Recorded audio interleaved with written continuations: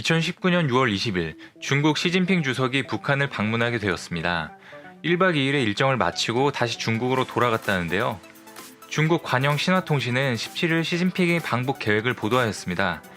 시진핑의 북한 방문은 그동안 비밀리에 준비해온 것으로 알려졌는데요. 방북 3일을 앞두고 발표를 하면서 전 세계의 관심이 중국과 북한에 집중되고 있습니다. 과연 시진핑과 김정은이 만나서 무엇을 했는지, 시진핑이 북한에 온 진짜 목적은 무엇인지 한번 알아보겠습니다. 구독과 좋아요, 알림 설정도 부탁드립니다.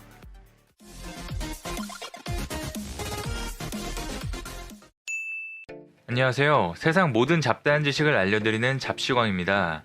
먼저 시진핑의 방북에 대해 중국 매체들은 한반도 문제에 대한 영향력을 보여주기 위한 것이라며 G20 정상회의를 앞둔 상황에 중국 주석의 14년 만에 북한 방문에 큰 의미를 부여했습니다. 북한은 시진핑 주석을 위해서 10만 명이 참여한 대규모 집단 체조와 공연을 선보이면서까지 시진핑을 환대해 주었습니다. 공연 제목은 불패의 사회주의라는 이름으로 시진핑을 위한 맞춤형 공연이었다고 전해지는데요. 중국과 북한 양측 정상이 만난 역사는 다음과 같습니다. 예전 김정일 집권 당시 2001년 장점인 2005년 후진타오 중국 주석이 북한을 방문하였습니다. 그리고 2008년 시진핑 당시 국가 부주석 신분으로 북한을 방문해서 김정일을 만난 적은 있습니다. 하지만 중국 주석이 북한을 방문한 건 2005년 이후 14년 만인데요.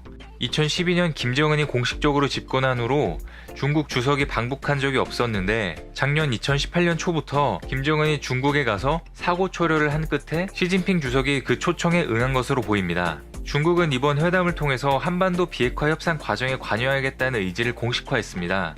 미국과의 대화 의지를 밝힌 김정은은 곧이어 한반도 문제의 정치적 해결을 위해 중국과 소통하고 협조를 강화하겠다고 했는데요. 시진핑을 통해 미국에게 전달하고 싶은 메시지를 밝히면서 중국과의 동맹을 드러낸 것입니다. 시진핑은 김정은의 비핵화 추진 노력을 지지한다면서 동시에 비핵화 협상 과정에서의 중국 참여를 공식화했습니다. 외신 보도에 따르면 중국의 방북 일정은 굉장히 급히 진행된 것이라고 하는데요. 일각에서는 김정은도 시진핑의 급 방문 때문에 굉장히 당황하면서도 힘을 얻을 수 있다고 좋아했을 것이라는 예측이 있는데요. 시진핑은 왜 이렇게 급하게 북한 방문을 서두른 것일까요? 여러 전문가들에 따르면 사실상 다음 주에 있는 미중 정상회담에서 북한의 중재를 조건으로 내걸려고 만나는 것이라는 의견들이 지배적입니다. 미중 무역협상에서 시진핑이 내보일 반전 카드가 다 떨어져서 이제 북한 카드까지 꺼내면서 시진핑은 지푸라기라도 잡는 심정일 것 같은데요. 앞으로 다가올 미중 무역협상에서 중국이 원하는 요구사항을 어느 정도 들어준다면 북핵 문제에 대해서 중국이 앞장서서 해결해주겠다는 식의 제안을 할 것으로 보입니다. 일각에서는 시진핑이 무역협상 때 북한 카드로 트럼프를 압박할 것이라는 의견들도 있는데요. 하지만 시진핑이 트럼프에게 만약 북한 카드로 압박을 한다면 당연히 먹히지 않을 것으로 보입니다. 오히려 중국이 뭘 압박을 하려고 한다면 트럼프는 중국에게 더 강한 제재를 보여줄지도 모릅니다. 곧 다가오는 무역협상 시 아마도 시진핑은 부탁하는 수준의 협상을 할 것으로 예상되고 있는데요. 그런데 미중 정상회담이 있기도 전에 시진핑이 방북하면서 벌써부터 미국의 움직임들이 보이고 있습니다. 미국은 시진핑 방북 하루 전날에 북한의 제재 회피를 도운 혐의로 러시아 금융회사에 대한 제재도 시행하였는데요. 주요 외신들에 따르면 이것은 어떻게 보면 북중러를 모두 압박하겠다는 뜻으로 보여지고 있습니다.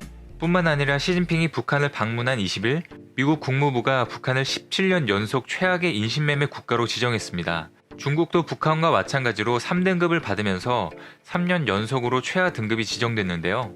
3등급은 국가 인신매매 감시 및 단속 수준이 가장 낮은 최악의 단계로 인신매매 방지를 위한 노력을 하지 않는 것은 물론이고 최소한의 기준과 규정도 갖추지 못하는 나라로 평가된다는 것을 의미합니다. 반면에 한국은 17년 연속 최고 등급인 1등급 자리를 유지하면서 미국, 영국 등 33개국 안에 함께 포함되었습니다.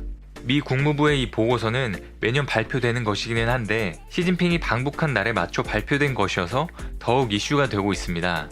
또한 트럼프 대통령이 21일 북한의 핵미사일 추구 등이 미국의 특별한 위협이라면서 기존의 대북 제재를 1년 더 연장하겠다는 조치를 했는데요. 미국은 이 시점에 북한을 제재하고 인권 문제를 거론함으로써 다시 한번 압박의 수위를 높이고 있습니다.